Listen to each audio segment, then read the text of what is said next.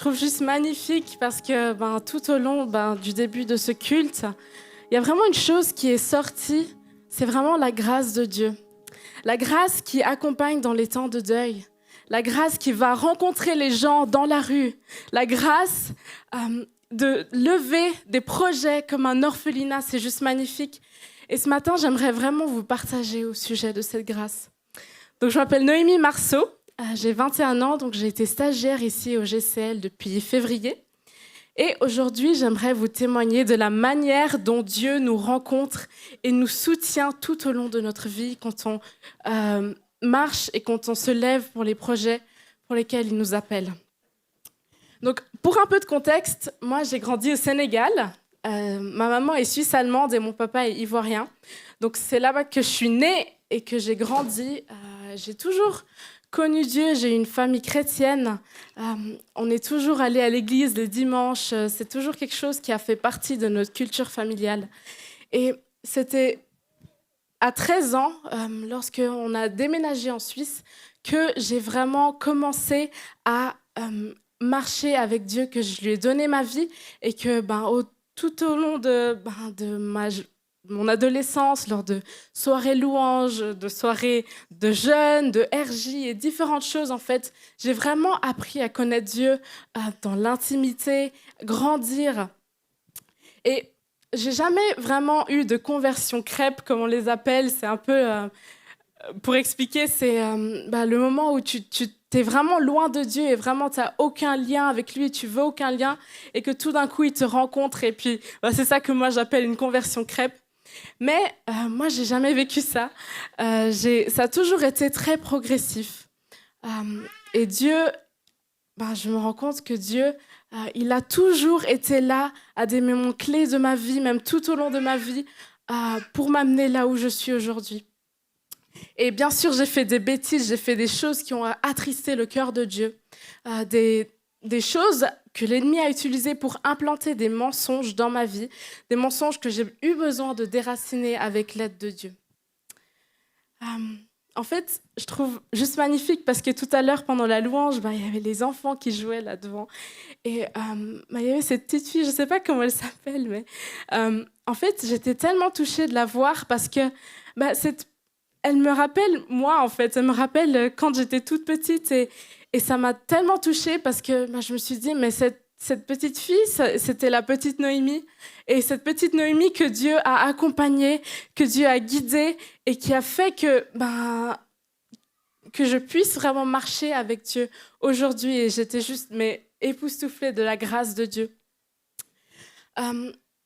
Du coup, je suis arrivée ici, j'ai fait mon école secondaire, ensuite j'ai fait mon gymnase et j'avais comme intention en fait de faire la HEP, donc pour devenir professeur. Et bizarrement, en fait, cette envie que j'avais, j'avais pas vraiment la paix par rapport à ça. Et ensuite, après mon gymnase, j'ai fait une école de disciples. Je suis allée à Jeunesse en mission. Et vraiment, ce temps, ces 6 mois ont vraiment été une révélation pour moi, où Dieu a vraiment utilisé ce temps pour me révéler vraiment qui il était et son appel pour moi. Donc, au-delà de toute attente, en fait, il m'a dit, mais en fait, abandonne ce plan de faire prof. En fait, c'est pas ça que j'ai pour toi. Moi, je veux que tu ailles en théologie, je veux que tu me serves et que tu consacres ta vie pour ça. Et en fait, cet appel, il est venu, mais tellement fort. Et c'est comme, en fait, un fleuve. Moi, je viens du canton de Berne. En fait, il y a l'Ar. Et puis l'Ar, entre Thun et Berne, c'est très, très, très... il y a le courant, quoi. Puis tu peux pas marcher à contresens. Nager à contresens. En fait, cet appel, pour moi, il était tellement fort qu'il n'y avait aucun moyen pour moi de nager à contresens, de faire autre chose. J'étais obligée d'aller parce que c'était tellement clair. Et si j'avais fait autre chose, j'aurais tellement pas eu la paix, je pense. Et quand je suis arrivée à la HET Pro, où je suis aujourd'hui, c'est la Haute École de Théologie, à Saint-Léger, près de Vevey, je suis arrivée et j'étais vraiment... je me sentais... petite, je me sentais incapable. Finalement, j'étais là, mais je suis entourée de tous ces gens, tous ces grands théologiens, ils savent tellement de choses. Même les gens avec qui j'étais en classe, ils avaient tellement de connaissances. Bon, ils étaient aussi plus âgés. Moi, j'étais l'une des plus jeunes, à 19 ans à l'époque. Et puis, j'étais là, mais Seigneur, en fait, comment je vais faire pour satisfaire aux exigences de cette école? Je sais que toi, tu as voulu que je vienne là, mais j'ai aucune idée et j'ai l'impression d'être incapable de fournir en fait l'effort nécessaire pour réussir dans cette école. Et en même temps, j'avais envie de tout laisser. J'étais là, mais Seigneur, en fait, la seule chose qui me retient ici, c'est que toi, tu m'as amené là. Et j'ai continué à prier et vraiment, il y avait des jours où je pleurais. J'étais là, mais Seigneur, mais qu'est-ce que je fais là, en fait? Et Dieu m'a vraiment parlé au travers d'un verset que d'ailleurs Barbara a mentionné tout à l'heure pendant qu'elle lisait son texte. C'était un verset dans 2 Corinthiens 12, verset 9. Et je vais juste vous le dire, c'est Paul qui parle, il dit « Il m'a répondu, ma grâce te suffit, ma puissance se manifeste précisément quand tu es faible. Je préfère donc bien plutôt me vanter de mes faiblesses afin que la puissance du Christ étende sa protection sur moi. » Et à ce moment-là, quand j'ai reçu, c'était en décembre pas de cette année, l'année passée, bref. Ça a été une révélation pour moi parce que j'ai remarqué à quel point la grâce de Dieu se manifestait effectivement parce que j'étais faible et parce que j'étais incapable. Et en fait, ce moment-là, je me suis humiliée devant Dieu et j'ai dit, mais en fait, Seigneur, j'ai zéro capacité. Tout ce que j'ai me vient de toi. Tout ce que je peux faire ou toutes mes capacités, finalement, elles viennent de toi et je peux entièrement me confier en toi pour faire ce que tu m'appelles à faire.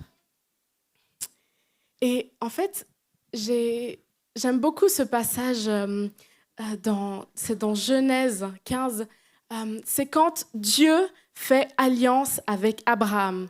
Et ce qui est incroyable avec cette histoire, c'est que pour faire alliance, Dieu a demandé à Abraham de prendre des animaux et de les couper en deux et de les mettre l'un en face de l'autre.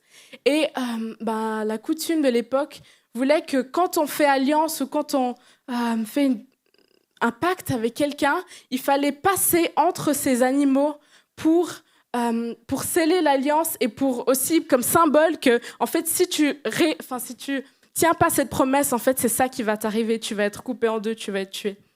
Et en fait, ce que je trouve incroyable avec cette histoire, c'est que c'est que Dieu qui passe au travers de ces animaux. Et ce qui me touche, c'est que finalement, Abraham, lui, il est incapable de satisfaire aux exigences de Dieu. Dieu savait que Abraham et même tous ses descendants, on n'était pas capable de tenir les lois, tenir les exigences, tenir tout ce que Dieu nous demandait de faire. Et c'est pour ça que Dieu, il a dit, mais t'inquiète pas, en fait. Moi, I got you, vraiment, j'y vais pour toi. Et j'y vais pour toi au point où il donne son fils pour nous.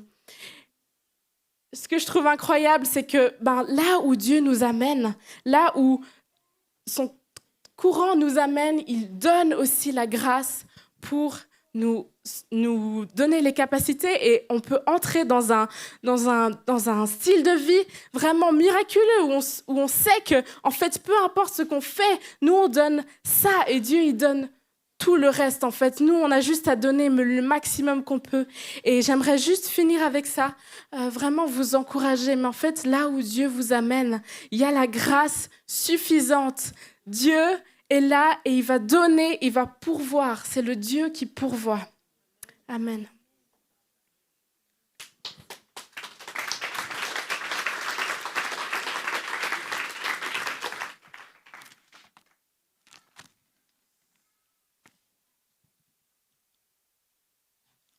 Dieu qui pourvoit dans la faiblesse.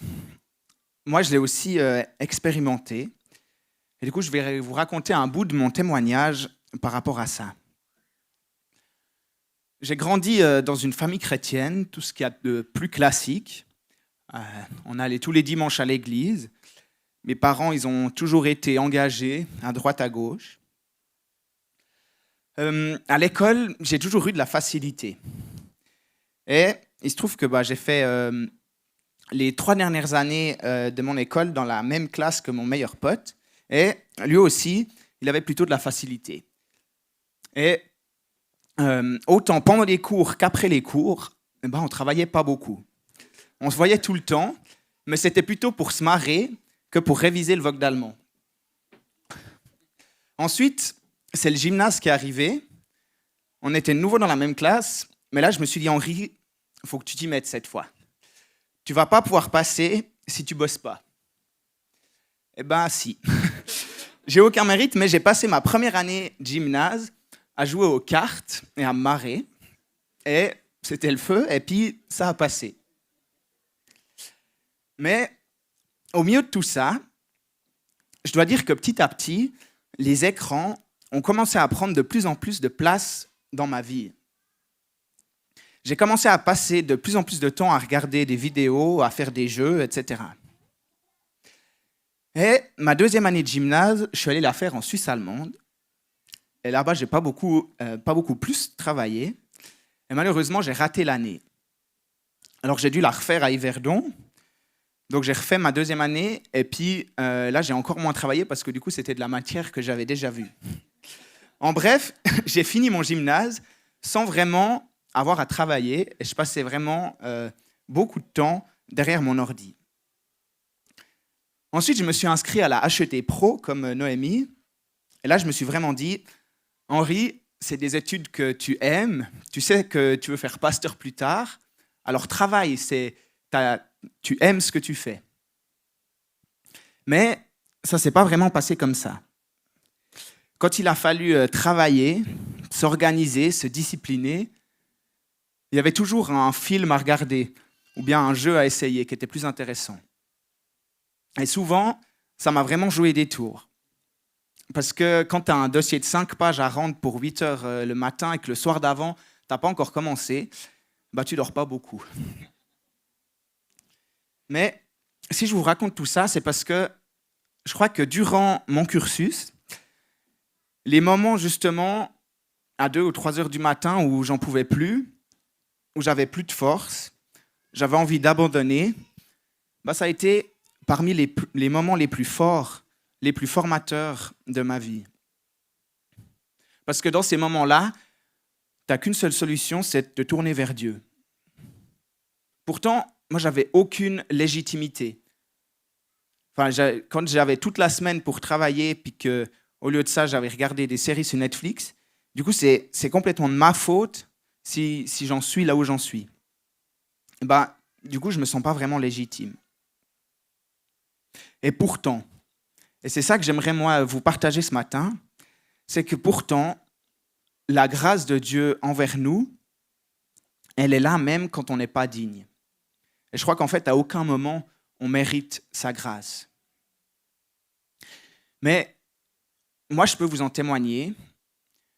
Si on se tourne humblement vers lui, avec un cœur vrai, tout ce qu'il attend, c'est de nous aider. Pour moi, son aide, elle a souvent été miraculeuse. Tellement de fois, j'ai pu finir mes devoirs à temps, alors que c'était mathématiquement pas vraiment possible. Je pense que la moitié de mes devoirs à la HET, c'est des miracles. Mais vraiment. Et même au bout de la 5e, 10e ou de la 100e fois. Et ça, la Bible, elle nous le dit dans Romains 5, au verset 20.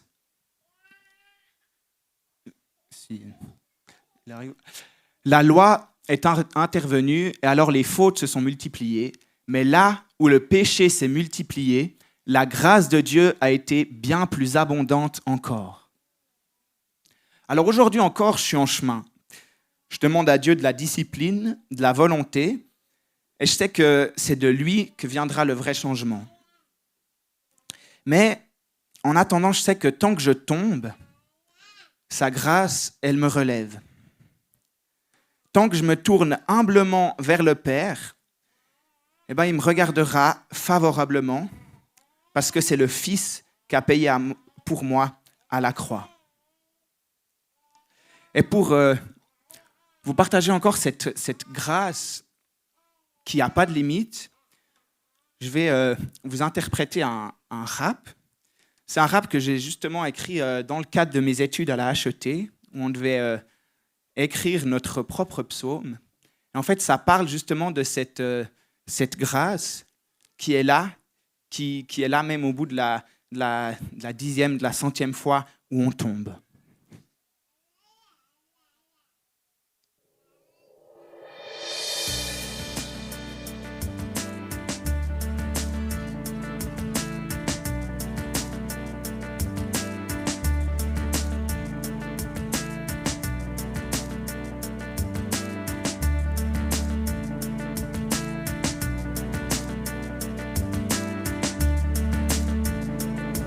Éternel Dieu créateur, écoute ma prière. C'est le cri de ton serviteur, celui qui traverse un désert. Ma détresse est celle du cœur qui cherche celui du Père. Étouffé par toutes mes peurs, oui c'est en toi que j'espère. Quand je crie, réponds-moi vite, car mes jours s'évanouissent. J'ai l'impression que ma vie glisse, la seule option c'est la fuite. Je t'implore, tout-puissant, je te supplie pour ton action. À pleine voix, je n'attends que le fleuve de ton affection.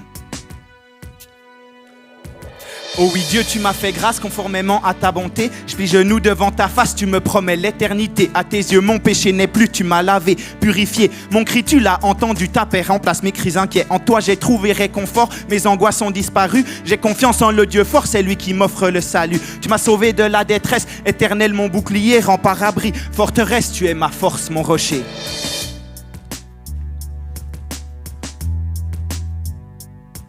Et voilà que de nouveau, le péché a pris le dessus. Il est revenu au galop, sa puissance se m'a battu. Je détourne le regard, je n'ose plus venir vers toi. Chaque fois c'est la même histoire, j'oublie qui je suis en toi. Mais pour moi ça tu ne veux pas, tu me veux auprès de toi. Je te supplie, roi des rois, accueille-moi au creux de tes bras. Dans le noir t'es ma lumière, dans les tempêtes ma bouée. Quand je n'y vois plus clair par toi, ma route est éclairée. Je te loue, Dieu fidèle, je rends gloire à ton saint nom. Par ta main, ma vie se démêle, je rends grâce pour ton action. J'ai lancé des cris vers toi, tu as agi, puissant roi. Je te loue, éternel, tu m'as gardé des pièges mortels. Je veux chanter en ton honneur, j'ai confiance en ta bonté. J'ai de la joie dans le cœur à cause de ton salut parfait. T'es le saint, le juge, le bon, c'est en toi qu'est tout mon espoir. J'exalterai ton grand nom, garde-moi près de ta gloire.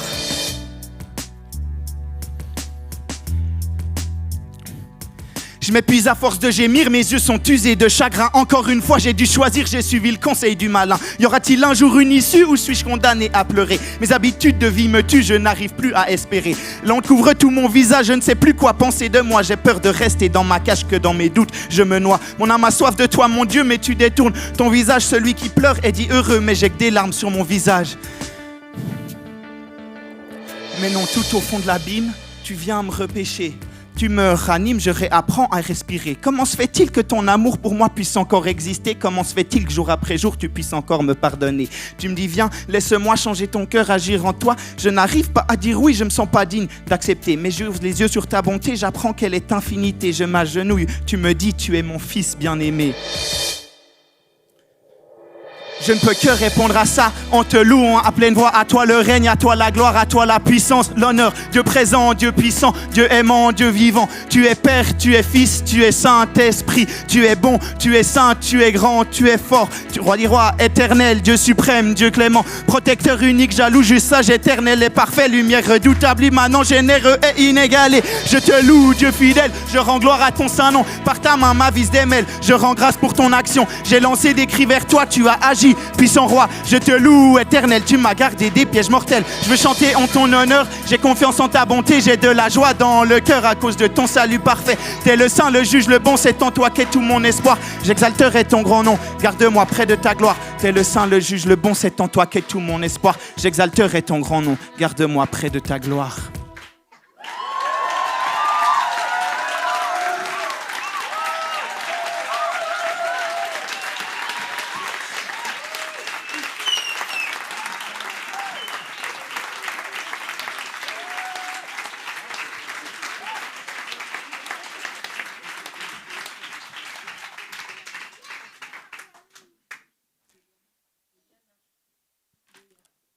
Cette grâce de Dieu qui nous relève,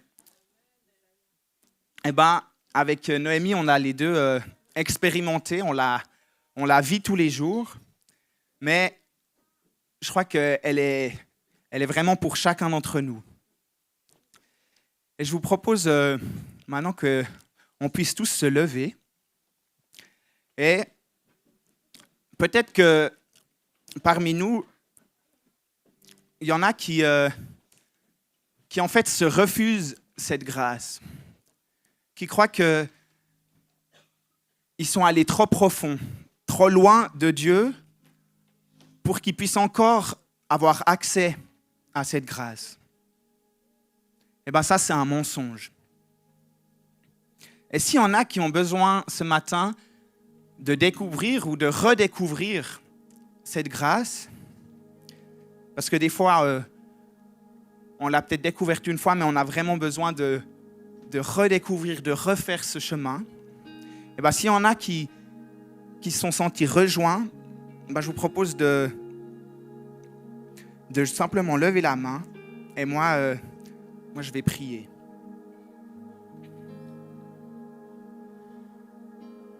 Seigneur, on vient vers toi ce matin en sachant qu'on ne mérite rien de ta part. On n'est pas digne de toi. Et pourtant, on vient humblement avec l'assurance que tu nous vois favorablement. Par la mort de ton Fils sur la croix et sa résurrection, on peut être au bénéfice de ta grâce. Et tu nous le promets, peu importe nos fautes, Seigneur. Alors ce matin, je prie pour chaque personne ici, et particulièrement pour ceux qui ont levé la main. Je prie pour qu'ils puissent découvrir ou redécouvrir ta grâce, Seigneur. Je prie dans le nom puissant de ton Fils pour une rencontre particulière de ton amour qui surpasse tout. Tu nous le promets dans ta parole. Oui, j'en suis sûr, rien ne pourra nous séparer de l'amour de Dieu. Ni la mort, ni la vie, ni les anges, ni les esprits, ni le présent, ni l'avenir, ni tous ceux qui ont un pouvoir, ni les forces d'en haut, ni les forces d'en bas. Rien ne pourra nous séparer de l'amour de Dieu. Merci Seigneur parce que tu es fidèle à tes promesses. Et merci parce qu'on peut avoir l'assurance que la croix a le dernier mot. Amen. On avait ce chant qui disait « Aucun mur ne peut résister, ni mensonge tenir, sans fin tu me cherches ». Et j'avais cette impression, mais peut-être que tu es dans une situation dans ta vie, ça peut être dans ton travail, dans tes études, une situation familiale peut-être. Et je voyais ce barrage en fait, ce barrage et ce lac. Et peut-être que toi tu es dans ce lac, tu es bien, tu aimes contrôler et tu n'as pas envie que ça dépasse. Et petit à petit, tu t'es construit un mur, en fait, avec les situations, les douleurs. Tu t'es construit ce mur contre Dieu. Et ma prière ce matin, c'est que tu puisses détruire ce mur, que tu puisses laisser le Seigneur détruire ce mur, pour que ce lac qui était là et que tu contrôlais puisse enfin descendre et que ce fleuve puisse couler et que Dieu puisse t'amener là où il a prévu pour toi. Là où il a ses plans et là où sa grâce va abonder. Et tu ne vas plus rien contrôler, mais ce n'est pas un problème parce que Dieu, lui, il a tout entre ses mains. Et j'aimerais juste te dire, mais en fait, tu es suffisant, tu fais suffisamment parce que Dieu est suffisant pour toi.